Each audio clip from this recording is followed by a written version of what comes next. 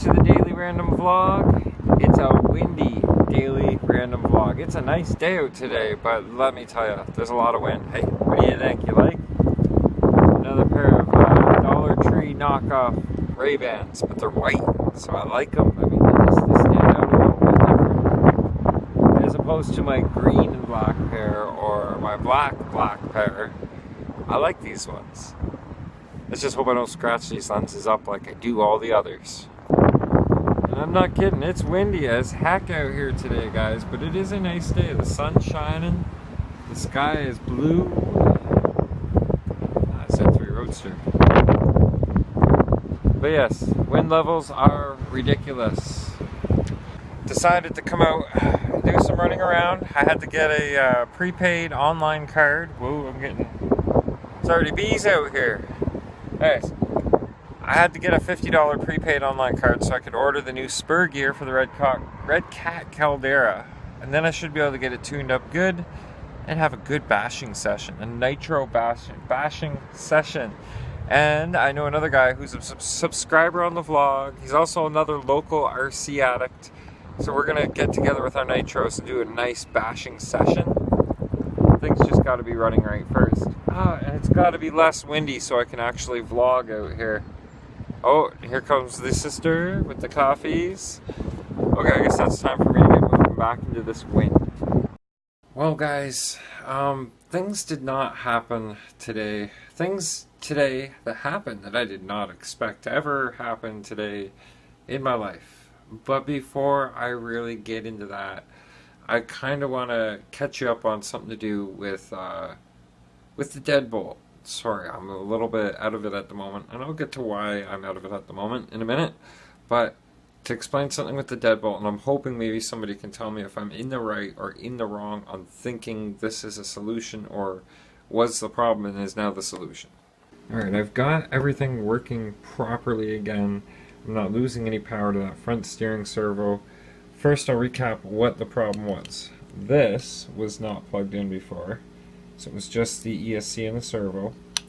And I would turn left, turn right, and by the time I'm turning left again, the light on the receiver would start to grow dim, flicker, and then everything shuts down. Now, with the other receiver, it just wasn't connecting at all. So I think something was wrong with the receiver. Now, when I have this plugged in, the problem doesn't happen anymore.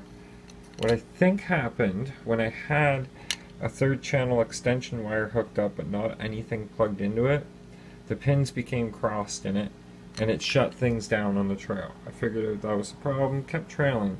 Now, is it possible that I lost a capacitor in my ESC and now this is doing the job of that lost capacitor? I think it's possible because it works properly now. The true test will be taking it out trailing and seeing if it goes for the whole trailing run. But I do believe the deadbolt will be back in action. I got to throw the receiver box back together, the battery tray on. That doesn't take much at all. So yeah, we'll get to that. I'll get to that tonight or tomorrow, and we'll get in a nice trailing run in where the weather's still nice. After I got home, did the running around that needed to be done, and yes, I ordered the new spur gear for the Caldera. Actually, the Caldera's over there right now.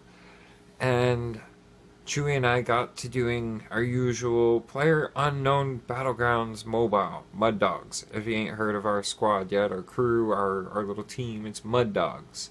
Anyhow, we had a pretty good match, top 10 as usual, and then after we got done, he had to go do his thing, and I got looking through Facebook, the usual, scrolling, and I'll tell you this right now, folks, I think I finally found the reason to get off of Facebook. It doesn't mean I'm closing anything down. You'll still be able to get a hold of me through Messenger, and I'll still share everything on the wall as I usually do, but no longer will I be sitting scrolling through Facebook.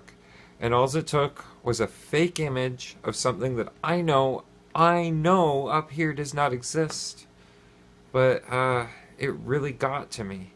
It really got to me. Okay, social media, sometimes there's some pretty gross things shared. Images that just shouldn't be on a nice friendly social media site. But Facebook, it's become anything but a friendly social media site. I mean, there's some pretty nasty things that you see going around, and even people who I would consider friends sharing things that I never thought they would have been sharing. It's just like, come on, grow up. So this isn't what got to me today. Okay, I mean, have you ever heard of a little known condition? And no, it's not actually a proven condition, but it's called tryptophobia, and it's about seeing little holes and things, and it just really, really grossing you out. People are people. We're gonna get grossed out when we see gross things. But this hit me. This really did get to me. And it's okay, I'll tell you right now. It's about a bug that if you touch it spreads a virus through your skin and does really, really visually horrific things to your fingers or your skin. And I know this not to be true. I know this does not exist. It's just another Facebook crap thing. But it was very close to a condition, the reaction I had to what my son's mother, to what Jillian used to go through. Jacob, if you're watching, I don't know if your mother ever told you about this. If you're questioning whether you're my Jacob and your mother's name is Jillian, chances are yes. But it used to be called seizures due to vasovagal reaction. She would see blood, her temperature would shoot up, she would drop and have a full-out seizure. Did never know why. Never know why. She never had them before. It just happened one time. She felt kind of sick, so she went into the washroom, and then bam, she had a full-out seizure.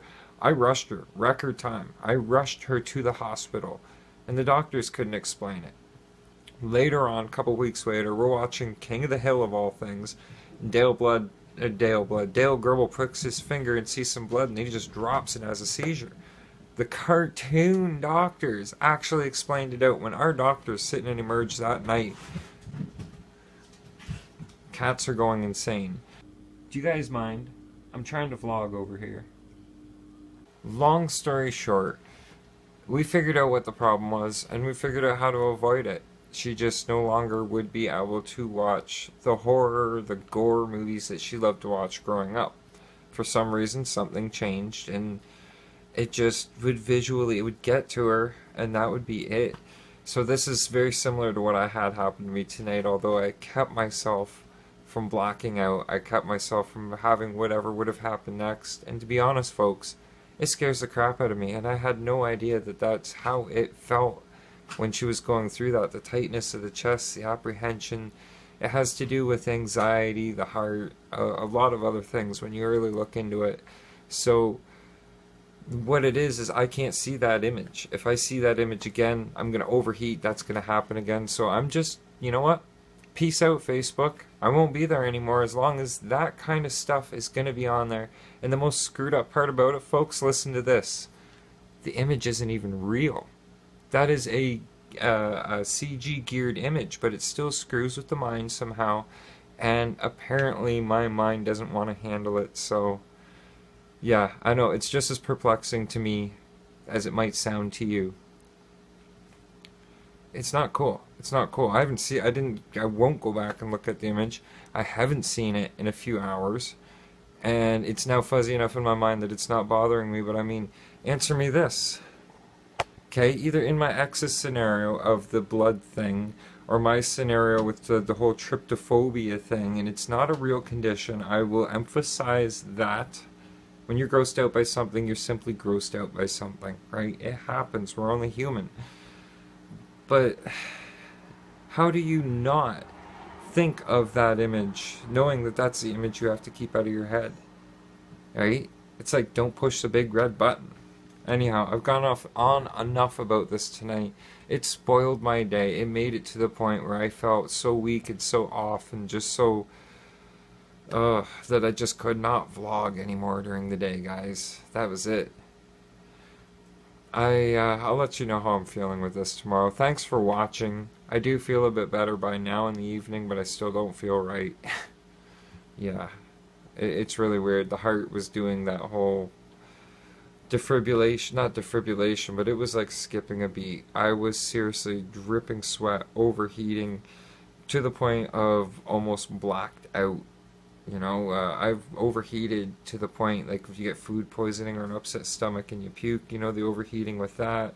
I know it sounds kind of graphic or whatever the way I'm trying to describe it, but I've gone through that before, and this was nothing like that. My whole chest, my whole heart area just tight, almost pain-like, but I wouldn't quite classify it as a pain, although it was so uncomfortable, it might as well have been a pain.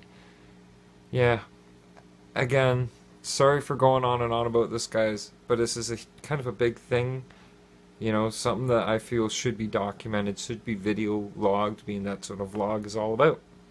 Anyhow, thanks for watching. Sorry for going on and on. Just gotta hope for a better day tomorrow, right? Think positive. I'm trying. Stay positive. Keep a smile on your face. I'll let you guys know how I'm doing tomorrow. Good night. Vlog over.